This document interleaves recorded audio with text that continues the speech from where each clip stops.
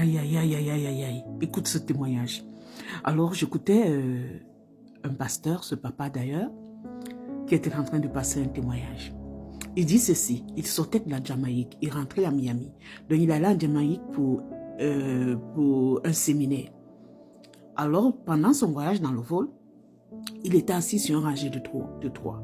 Lui, sa femme et un autre inconnu, un passager qui était assis juste à la gauche. Durant le trajet, l'inconnu est décédé. Comment ils ont su que l'inconnu est décédé? C'est quand l'hôtesse de l'air est arrivée pour leur proposer du café. Alors, quand la dame a parlé au monsieur, le monsieur n'a pas fait geste. Au départ, elle s'est dit que le monsieur était endormi. Et puis, elle s'est approchée encore pour bien regarder. Sauf que le monsieur était déjà parti. Alors, pour être sûr, ils ont appelé des médecins qui étaient dans le vol. Et dans le vol, les médecins qui sont arrivés pour regarder celui qui était décédé, ils ont fait le diagnostic, on l'a allongé à même le sol. Le diagnostic est tombé, eh bien, il est décédé. Alors la dame, la femme du pasteur, s'est mise à pleurer. Et le pasteur de Dieu, au fond de son cœur, il dit à Dieu, Père, je n'aime pas voir ma femme pleurer.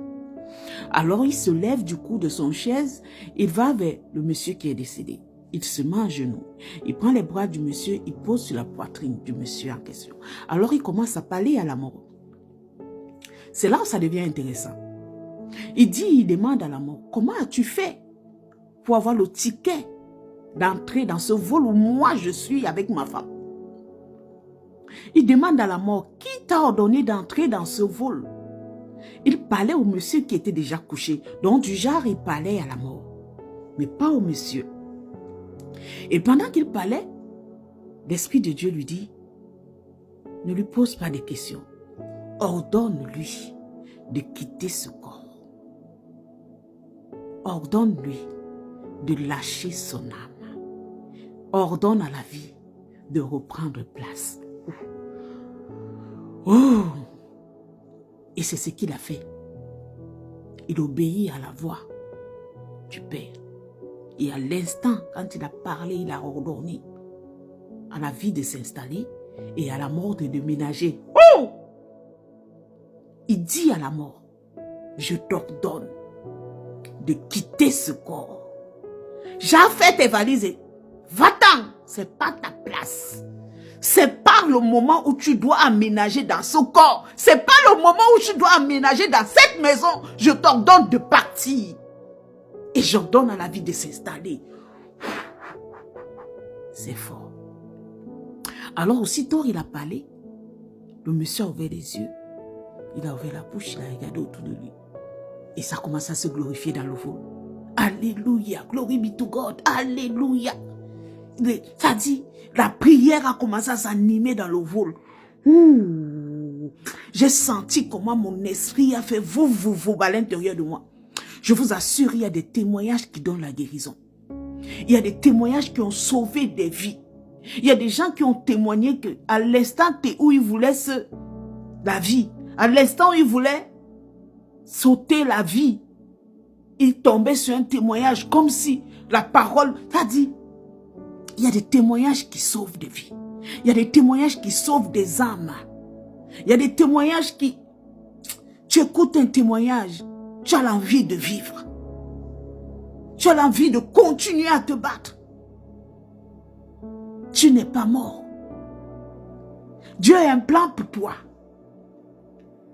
Imaginez la grâce qu'a eu ce garçon, ce monsieur, ce jeune monsieur décédé dans le vol. Ça dit, il était au bon endroit. L'ange de Dieu était dans le vol pour lui. Ce n'était pas son heure. Beaucoup ont l'habitude de dire, oh, c'était son heure. Oh, mais... Souvent, ce n'est pas votre heure. Ce n'est pas votre heure. Il suffit juste que quelqu'un doit avoir le discernement, la présence et l'Esprit de Dieu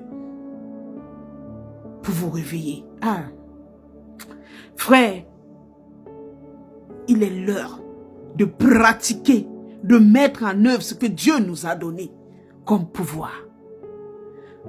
C'est ce genre de témoignage dont nous avons besoin. C'est ce genre de témoignage dont nous voulons écouter et entendre. Ce n'est pas des témoignages où quelqu'un viendra prendre une caméra puis se placer disant il était assis dans un avion. Et puis son esprit s'est connecté à un wifi.